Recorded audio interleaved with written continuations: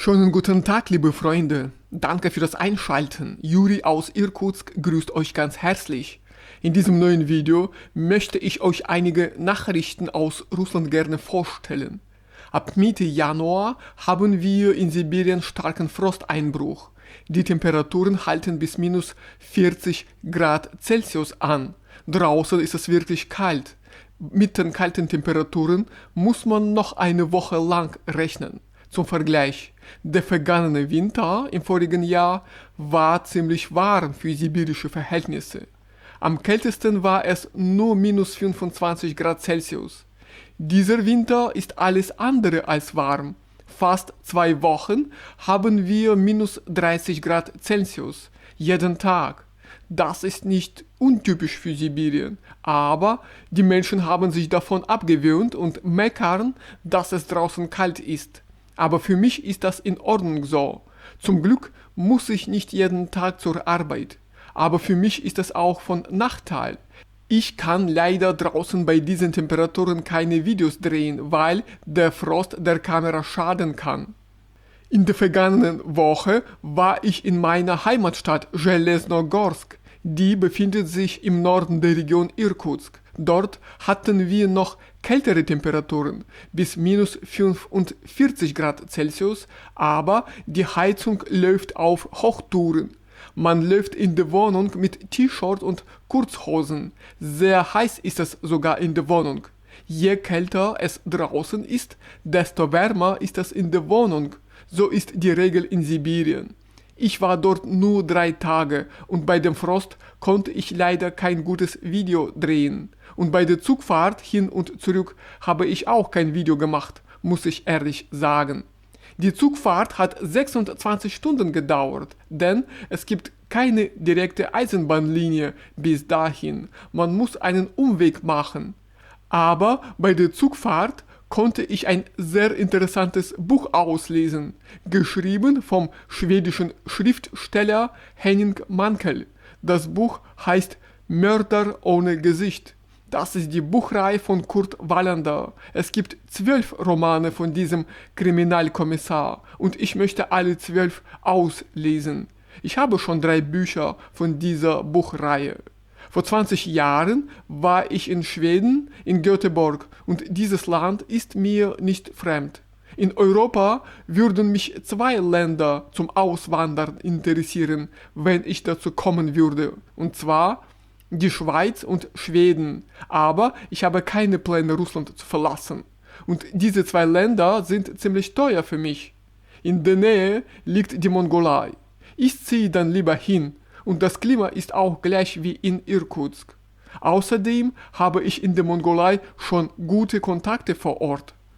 Deswegen bitte ich um Entschuldigung, dass ich euch keine Videos von der Zugfahrt zeigen kann. Aber auf meinem YouTube-Kanal gibt es schon genug Videos mit meinen Zugreisen aus den vergangenen Jahren. Zu finden sind sie in der Playlist Eisenbahn. Bitte anschauen, wenn verpasst. In dieser Woche will ich doch einige Spaziergänge im Stadtzentrum machen und euch die Schönheit der Natur beim Frost zeigen. Die Natur ist der beste Maler, der schöne Bilder zeichnen kann. Wenn ihr wirklich ein großes Interesse für das Alltagsleben in Russland habt, dann bleibt bitte dran. Los geht's! Lohnwachstum verlangsamt sich. Im Jahr 2026 werden die Russen mit einer Verlangsamung des Lohnwachstums konfrontiert sein. Diese Prognose gab Svetlana Bessarab, Mitglied des Duma-Ausschusses für Arbeit, Sozialpolitik und Veteranenangelegenheiten, ab. Nach ihren Worten sind die Hauptgründe der hohe Leitzins der Zentralbank sowie die Steuererhöhungen. Diese Faktoren führten zu einer Verlangsamung der Gesamtwirtschaft und in der Folge zu einem langsameren Anstieg der Löhne. Svetlana Bessarab betonte, dass sich einzelne Wirtschaftsbereiche dank staatlicher Unterstützung weiterentwickeln werden. Dabei gehe es um Finanzierungen aus dem föderalen Haushalt sowie aus den Regionalhaushalten. Gleichzeitig hänge die Entwicklung der Wirtschaft und der Einkommen der Bevölkerung in hohem Maße vom Leitzins der Zentralbank ab. Zuvor hatte Росстат einen deutlichen Anstieg der Brotpreise gemeldet. Bis Mitte Dezember 2025 stiegen die durchschnittlichen Verbraucherpreise für Roggenbrot und Mischbrot aus Roggen- und Weizenmehl im Jahresvergleich um 13,44% auf 99,79 Rubel pro Kilogramm. Weizenbrot und Backwaren aus Weizenmehl verteuerten sich um 11,21% auf 116,97 Rubel pro Kilogramm. Die allgemeine offizielle Inflationsrate liegt derzeit bei etwa 6%. Damit stiegen die Brotpreise fast doppelt so schnell wie die Gesamtinflation. 118 freie Tage in 2026. Im Jahr 2026 werden die Russen 118 Tage frei haben und 247 Tage arbeiten. Das erklärte die Expertin Tatjana Podolskaja.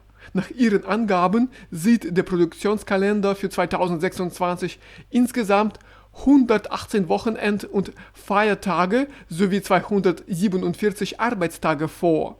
Damit verteilt sich das Verhältnis von Arbeit und Freizeit ungefähr im Verhältnis 1:2.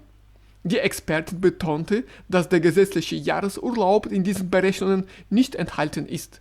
Das bedeutet, dass sich die tatsächliche Erholungszeit der Beschäftigten um mindestens weitere 28 Tage verlängern kann.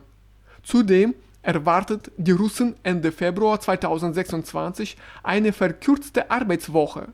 Zuvor hatte die Duma-Abgeordnete und Mitglied des Ausschusses für Arbeit, Sozialpolitik und Veteranenangelegenheiten, Svetlana Bessarab, darauf hingewiesen. Vom 24. bis 27. Februar werden die Bürger nur 4 Tage arbeiten. Diese verkürzte Woche wurde durch die Verlegung des Feiertags am 23. Februar ermöglicht.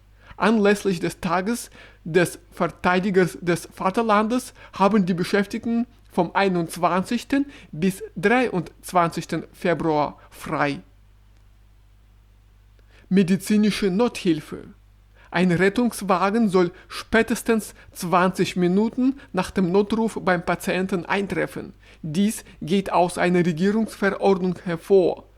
Dem Dokument zufolge darf die Anfahrtszeit des Rettungsteams 20 Minuten ab dem Zeitpunkt des Anrufs nicht überschreiten. Zugleich wird betont, dass dieser Richtwert je nach regionalen Besonderheiten angepasst werden kann. Dabei spielen die Verkehrsanbindung, die Bevölkerungsdichte sowie die klimatischen und geografischen Bedingungen eine Rolle.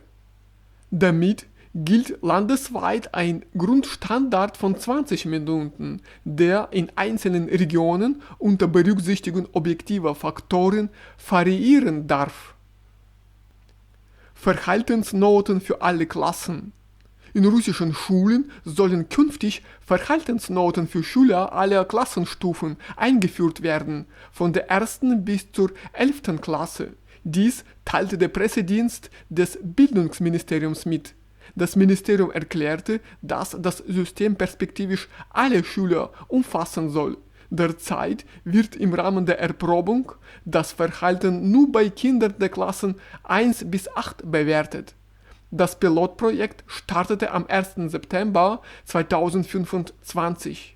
Das Bildungsministerium begann mit der Testphase eines neuen Systems zur Bewertung des Schülerverhaltens. An dem Experiment beteiligen sich 89 Schulen aus verschiedenen Regionen Russlands. Jede Schule wählte eigenständig eines von 3 vorgeschlagenen methodischen Modellen aus. Nach Abschluss der Testphase will das Ministerium das effektivste Modell festlegen. Dieses soll ab dem 1. September 2026 landesweit an allen Schulen eingeführt werden.